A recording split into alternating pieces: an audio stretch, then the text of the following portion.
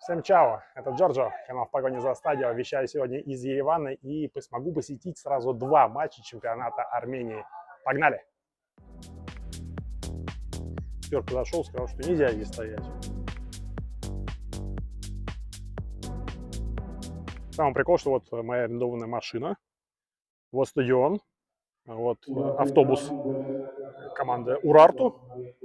Соответственно, въезд сюда свободный, то есть все могут спокойно с любой стороны, оттуда заехать и припарковать машину абсолютно бесплатно, и сходить на футбол тоже бесплатно. Вообще, по моему мнению, один из самых красивых стадионов внешне. Чем-то мне напомнил стадион в Барселоне, где я недавно был. Ну вот, да, может быть, это что-то такое советское, но, знаете, прям очень классно. Вот эти вот, например, скульптуры, попробуем приблизить, очень красиво смотрится. Их здесь 4 на основной трибуне. Изначально стадион назывался «Динамо», был построен в 1933-1935 годах. В 1953 году была проведена первая реконструкция. В ходе нее был вот этот как раз-таки западный фасад украшен декоративной колоннадой. Вот. А в 1999 году стадион был переименован в честь Вазгена Саркисяна, бывшего премьер-министра Армении, трагически погибшего в том же году. Вот даже вот такие остались, тоже подозреваю, что с советских времен, такие мечи на воротах, но смотрится это действительно очень уместно. И такой классный вход. Чем-то может напоминать Италию, наверное. Заходим в чашу стадиона. И вот здесь вот так все свободно, куча мест. Вход, еще раз говорю, бесплатный. И вот Урарту ведет во втором тайме со счетом 2-1 у Арарата Ереван. Очень красиво. Вот лично мое мнение, прям очень красиво все это смотрится. Да, понятно, что есть беговые дорожки. Точнее, беговых дорожек нет, но осталось это пространство. Если бы его не было, то было бы вообще прям супер. Такие красивые колонны. Здесь можно прогуляться. Вообще классно, да? Именно с точки зрения архитектуры. Очень классно. Вот такая вот бровка. Кстати, это камень многовековой. Тоже красиво. Колоритно. Очень колоритно. Не могу сказать, что запредельный уровень футбола, честно, как есть. Вот, но играет довольно живо. Обе команды стараются атаковать много, не передерживают мяч в центре поля. Стараются играть в атаку. Ну, вот уже 3 мяча забито. А вот и Дмитрий Гунько, который хорошо знаком всем болельщикам российского футбола по работе в московском «Спартаке», в дубле московского «Спартака», потом и в основе. Не очень успешно, но тем не менее. И Александр Пуцко, который тоже за «Спартак» играл и за другие российские клубы. Жаль, что мало народу на трибунах. Еще раз, билеты бесплатные, но вот как-то никакого ажиотажа не возникает сегодня. Во всяком случае, попозже съездим еще на лидера чемпионата. Возможно, там будет живее. Хотя же билеты там тоже ничего не стоят, вход там тоже свободный. Так сказали, актер подошел, сказал, что нельзя здесь стоять, что должен подняться вот сюда. А если я снимаю, то я должен идти в ложу пресса. Я говорю, а у меня нет аккредитации. Он говорит, ну раз нет аккредитации, значит иди на стулья. А, кстати говоря, стулья, хотя имеют вот такой вид довольно грязный, но если по ним привести рукой, то вы не видите ничего, то есть здесь все чисто.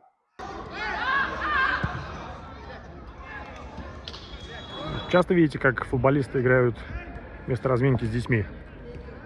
Вот в Ереване футболист Арарат Ереван так делает. Ух, как штангу зарядил футболист Урарту. Так вот откуда-то отсюда, из-под трибуночки, снимаем.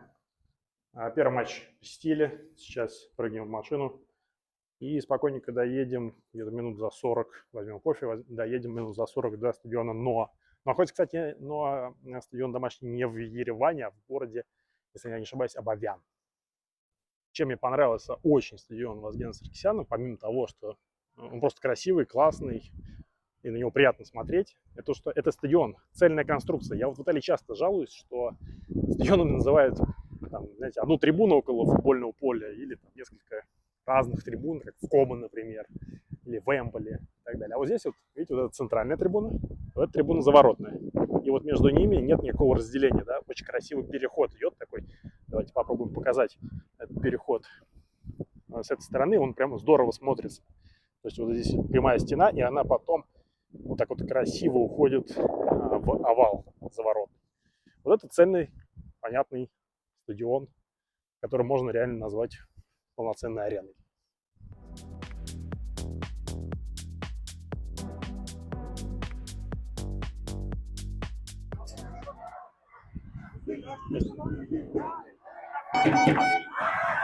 А вот здесь такая движуха, смотрите. Вот здесь за Арарат болеет, а там, видимо, заново. Вот трибунка совсем старенькая, а вот там новенькая. Нормально. Так, ну здесь стадион уже это не цельная конструкция, это две трибуны. Вот мы сидим сейчас на этой трибуне, и там еще вторая. Но играет в белом и угловой. Арарат играет в черном.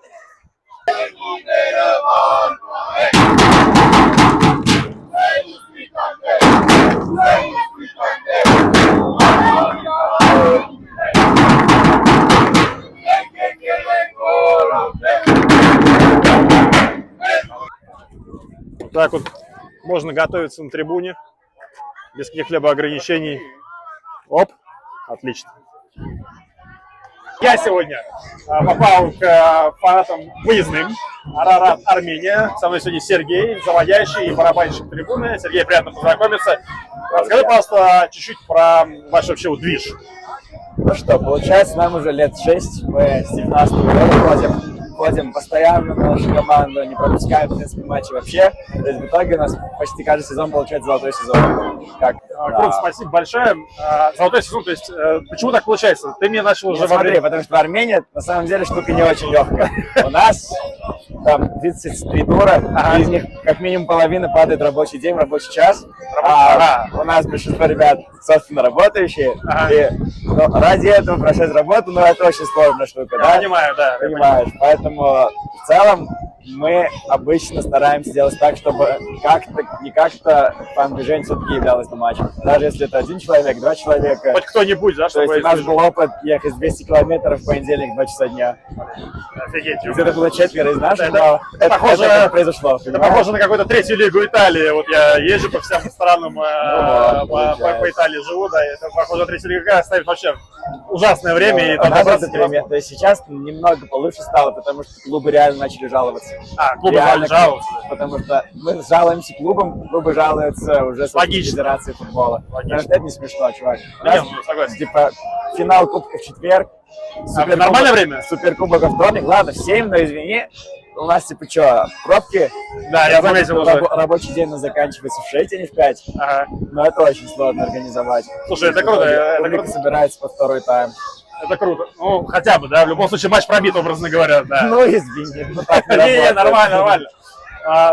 Ты мне уже успел сказать, что в Армении в чемпионате в высшей лиге из 11 команд 9 это Ереван, да? Да, у нас очень концентрированный чемпионат. Но, не знаю, у нас было побольше команд из регионов.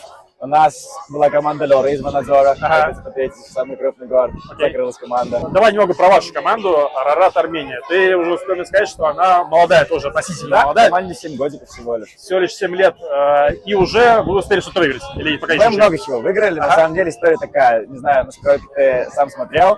То есть команда с 18 года играет в премьер-лигу. В 19-м первый сезон мы выиграли ее.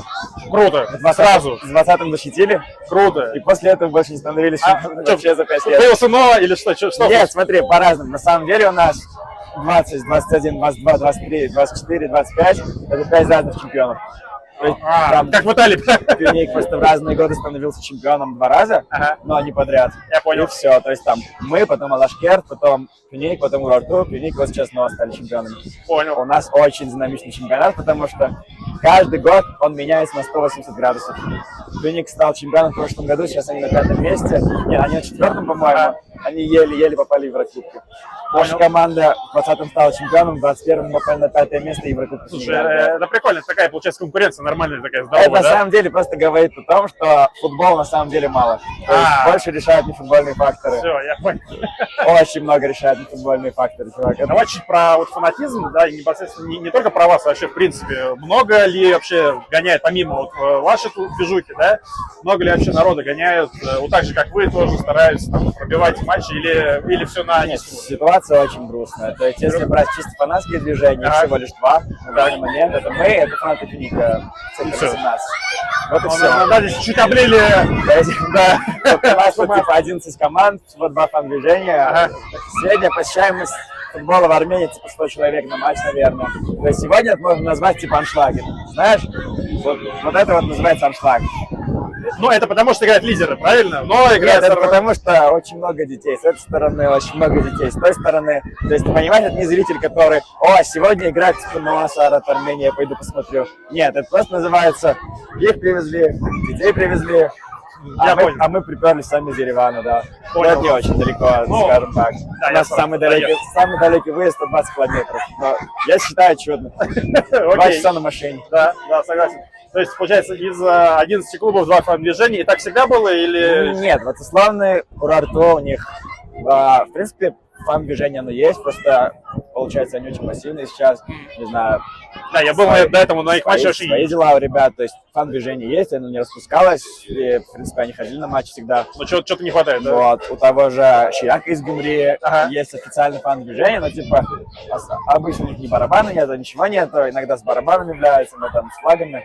В основном просто там какие-то случайные деда и многие, допустим, как так. Я понял. Вот. А в целом, да, то есть вот организованной поддержки только у двух команд. Понял. Финик и это наша. И, в принципе, Про евровыезды. Вот вы играете в Еврокубке. Да. Гоняете? Получается, не получается? Смотри, это, наверное, все-таки дорого, да? смотри, это дорого, и это очень труднодоступно в случае с Арменией, потому что мы не Шенген.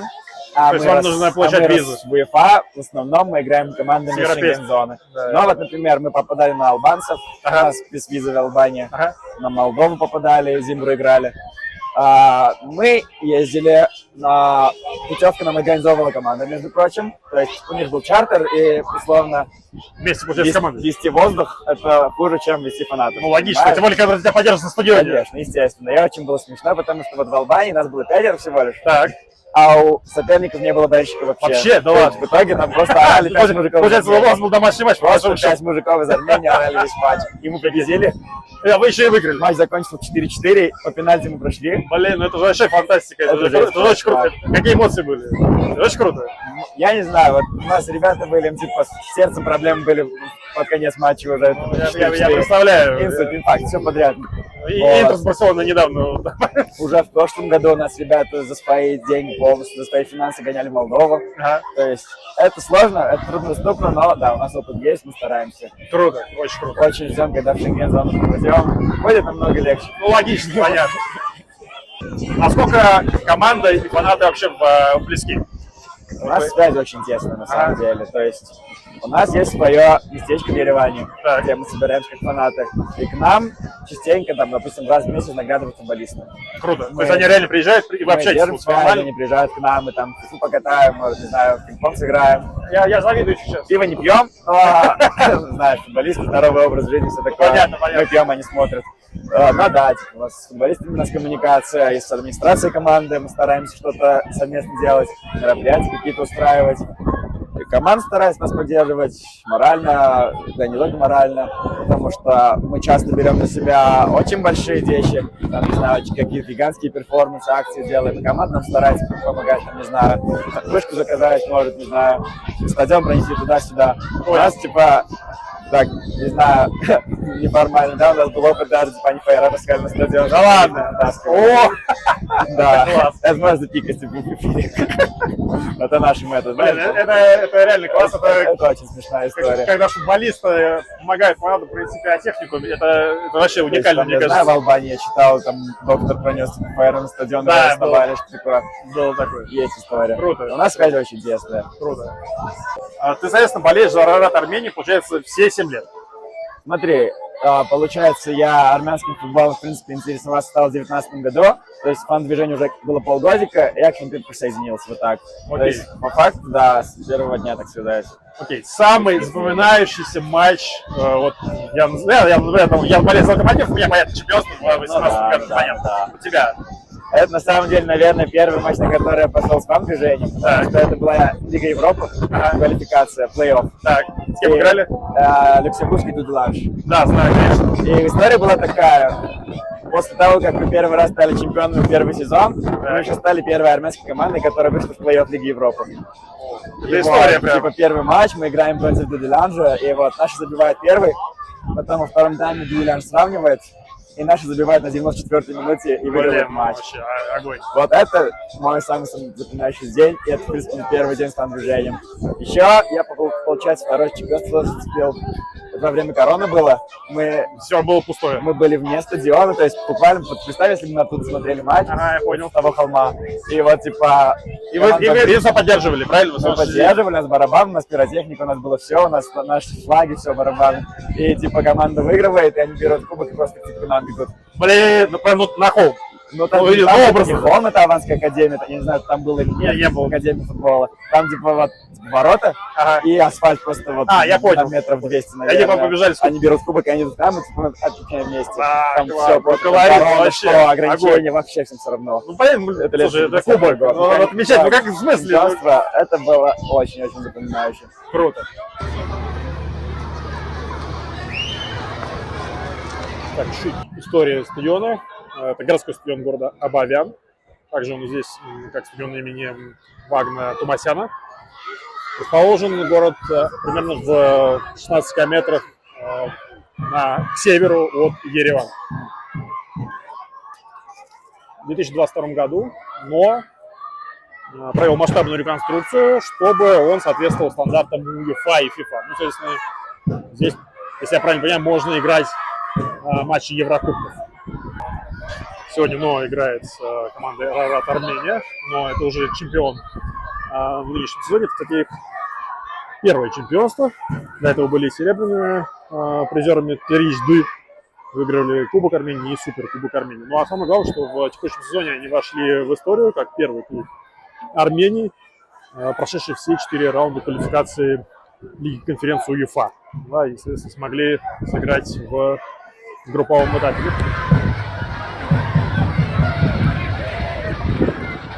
А здесь сотрудники что-то подготавливают. Какой-то есть баннер и что-то еще. Даже самое интересное, что это будет после матча. Так, ну я точно сюда не зря приехал, потому что после матча будет награждение, но с кубком, соответственно, за чемпионский титул в этом сезоне. Вот, уже готовят сотрудники баннера, они подготовили в том числе флаги всех стран для футболистов.